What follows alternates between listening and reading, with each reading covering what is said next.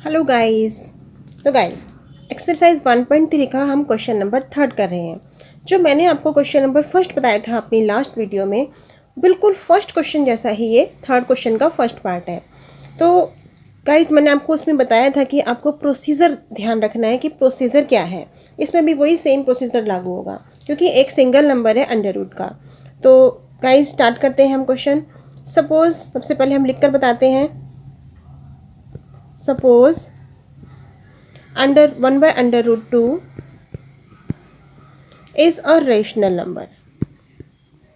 हम rational number मान के इसको सॉल्व करते हैं, फिर बाद में बताते हैं सॉल्व करके कि ये इरेशनल नंबर है।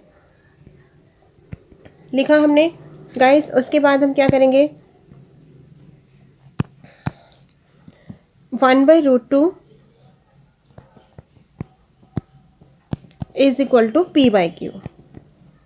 हमने इसको p/q माना। अब यहाँ पर लिख के बता देते हैं हम, p and q आर को प्राइम। प्रोसीजर है गाइस, मैंने पहले भी बताया था, आपको ध्यान रखना है। अब हम क्या करते हैं, स्क्वायरिंग बोथ साइड्स, दोनों तरफ स्क्वायर करते हैं। लिख के बता सकते हैं, स्क्वायरिंग बोथ साइड्स। तो 1/√2 की होल स्क्वायर करेंगे तो क्या बन जाएगा, 1/2 बन जाएगा, क्योंकि √2 की होल स्क्वायर 2 बन जाती है, स्क्वायर से रूट कट जाता है। और इक्वल टू में आ गया ये p²/q², हो गई होल स्क्वायर। अब क्रॉस मल्टीप्लाई करेंगे तो q² को 1 से मल्टीप्लाई करेंगे, q² is equal to p² को 2 से करेंगे, ये बन गया 2p²। इसको हमने मान लिया फर्स्ट। बिल्कुल सेम है ना गाइस फर्स्ट। अगर क्वेश्चन आपको याद है तो देखना। अभी भी स्क्वायर पे हम इसको फर्स्ट मानते हैं। अब हम लिखा 2 डिवाइड्स q²। ये 2 अगर q² के डिवाइड में आएगा तो हम इसको लिख कर बताना है हमें, 2 डिवाइड्स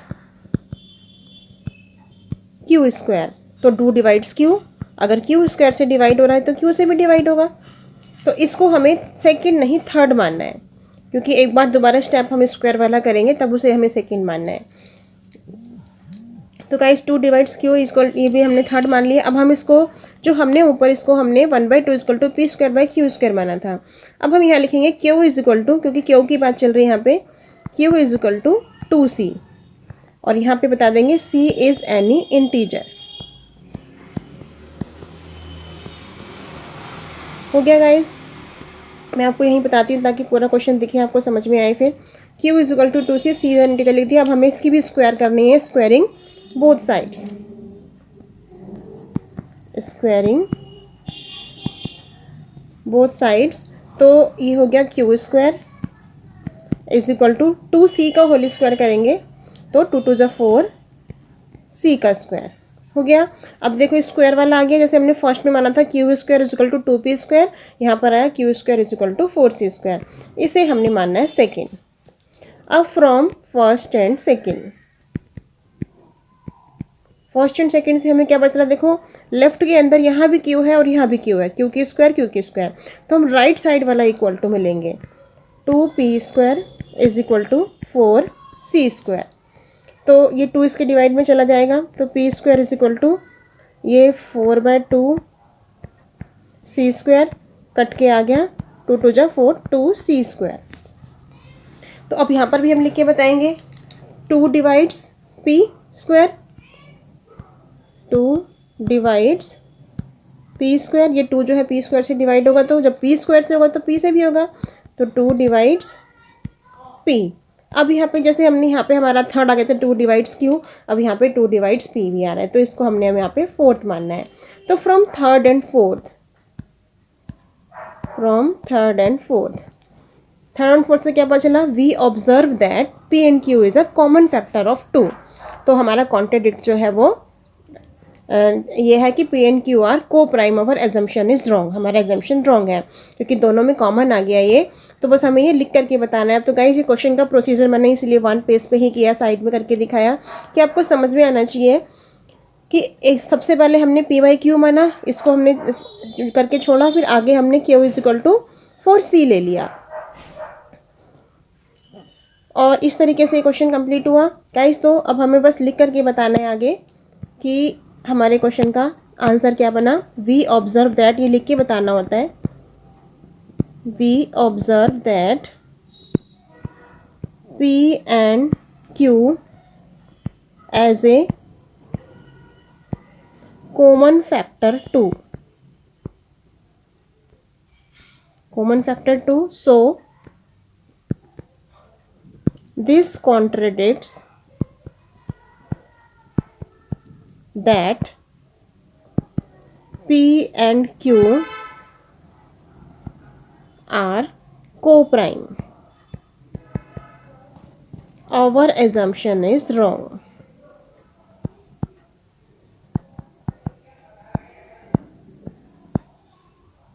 ठीक है गाइस, ये लिख के बता दिया। तो हम लिख देंगे सो 1/√2 is irrational number. So 1/√2 is irrational number. हो गया गाइस क्वेश्चन कंप्लीट। इजी है, कोई मुश्किल नहीं है, बस थोड़ा सा आपको प्रैक्टिस करनी होगी और इसका प्रोसीजर लर्न रखना होगा। ठीक है गाइस, अब हम इसके सेकंड पार्ट पर आते हैं और इसका जो सेकंड पार्ट है वो तो बिल्कुल वो भी सेकंड क्वेश्चन के जैसा है। शॉर्टकट में उसका आंसर आ जाएगा, उसमें इतना लंबा प्रोसीजर नहीं करना पड़ेगा। तो गाइस ये सेकंड पार्ट है 7√5। हम सबसे पहले हर एक क्वेश्चन में जैसे लिखा, सपोज 7√5 इज रेशनल नंबर, उसे हमने रेशनल नंबर मान लिया। अब हमें 7√5 को इज इक्वल टू P/Q की फॉर्म में लिखना है। लिख दिया हमने इज इक्वल टू P/Q। अब P/Q लिखने के बाद अब क्या करना होता है हमें कि ये जो √5 है और ये 7 है, √5 को तो इधर ही छोड़ देंगे, जो इंटू में 7 है वो इधर लेके आएंगे, तो ये मल्टीप्लाई में है तो डिवाइड में आ जाएगा। 7Q आ गया ये ऐसे नीचे। तो अब हमें ये पता है बिकॉज √5 क्या है, √5 इज इरेशनल नंबर। तो यही क्वेश्चन ख़त्म। But √5 is irrational number, so our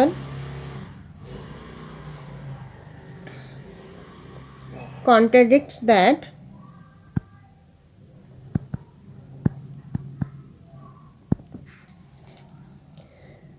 (7√5) is irrational number. हमें इसको यही प्रूव करना था कि ये इरेशनल नंबर है।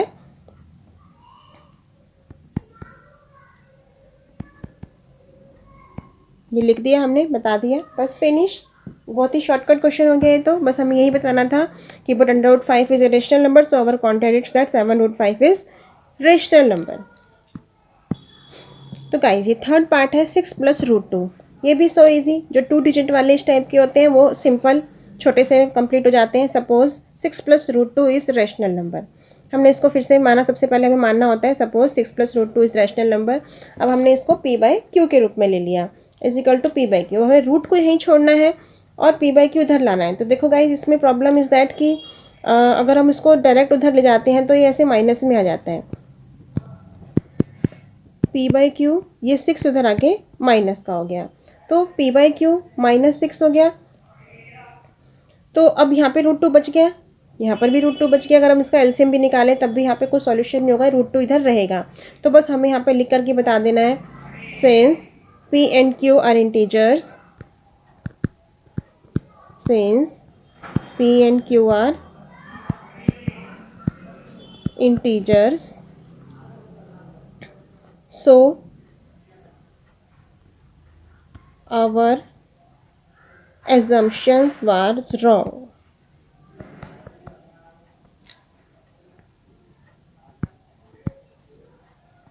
Six plus √2 is irrational number.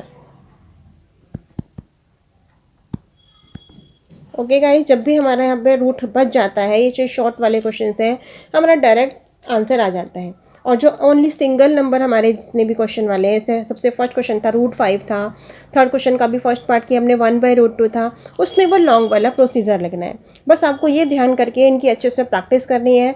तो 1.3 आपकी कंप्लीट हो गई गाइज। अब आप इनकी अच्छे से प्रैक्टिस करना, कोई भी कन्फ्यूज़न हो मुझे कमेंट में बताना। ओके, अब नेक्स्ट वीडियो में मैं आपको बताती हूँ 1.4। Bye bye friends.